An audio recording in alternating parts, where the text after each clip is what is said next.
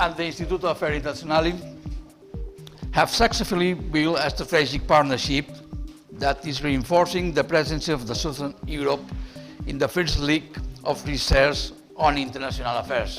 What we will try to do is to elucidate in this project whether the countries and societies of the Middle East and North Africa are more cohesive or are likely to be more cohesive or more conflictive.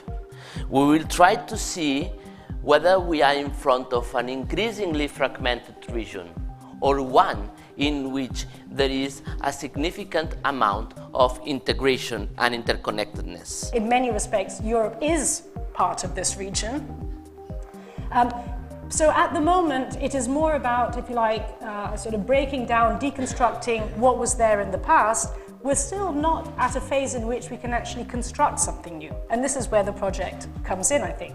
In order to construct something new, you need to understand better what is actually going on. You need to understand, what are the structural drivers, what are the underlying trends in the regions, what are the principal challenges, where is the region heading to?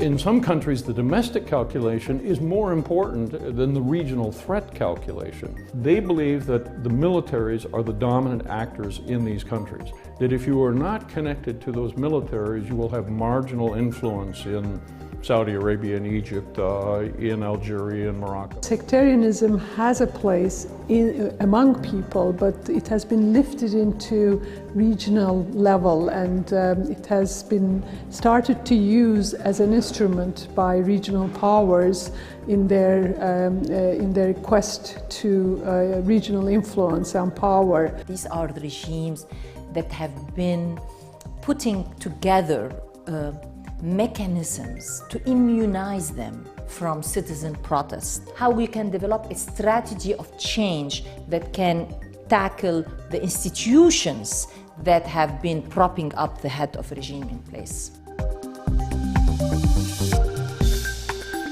One of the major assets of the project is that we have a good balance of people from the region and people that lived in the Middle East for several years, and people from the European countries, and they have a very strong background on EU policies. So we will try in a way to deconstruct what the region is experiencing, as I was mentioning before, with bottom-up analysis, and at the same time we will also provide some bottom-up perspective through this geopolitical analysis. There really is a very strong link between getting the EU itself on track again and reselling the EU to our own citizens, right?